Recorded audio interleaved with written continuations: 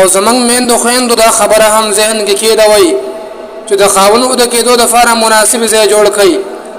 دا سې زیور له تیار کړي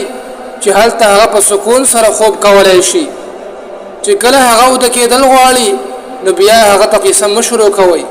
تاسو خبره ضرور کوي لیکن د مناسب وخت باندې کوي د منځ په وخت کې هغه فورا فاسوي لیکن مناسب انداز سره پاسوي کوشش کوي چې کم وخت هغه یخوي نو تم او د کېږي د خاوند د بیماری په وخت کې یا چې کله هغه ستړی شي په دغه وخت کې خپل خوب دغه قربان کا چې دغه په وړه کې بالکل دا احساس پیدا نشي چې ګل زما خدمات سره مینه نه کوي بلکې زمانه غافله ده او زما د بیماری هیڅ پروا و سنشته دي زما د بیماری هیڅ حیثیت نه لري د الله رب العزت سره اکاونټ کې خپل اجر جمع کا او بل خبره ده چې د خاوند د خوراک خصوصي خیال وساته ګوره چې هغه څنګه خوراک خوخی چې هغه څنګه ترکاری خوخی نو هغه شان بخوا دا سه قسم ترکاری مپخوا چې ستا خوخ یو د خاوند نوی خوخ دا سه سبزی مپخوا چې ستا خوخ یو استاد خاوند نوی خوخه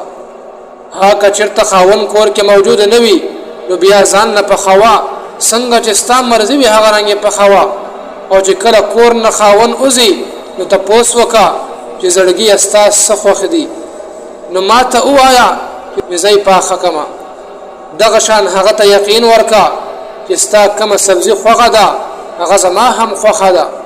دا د اتفاق او د اتحاد بهترین نسخه ده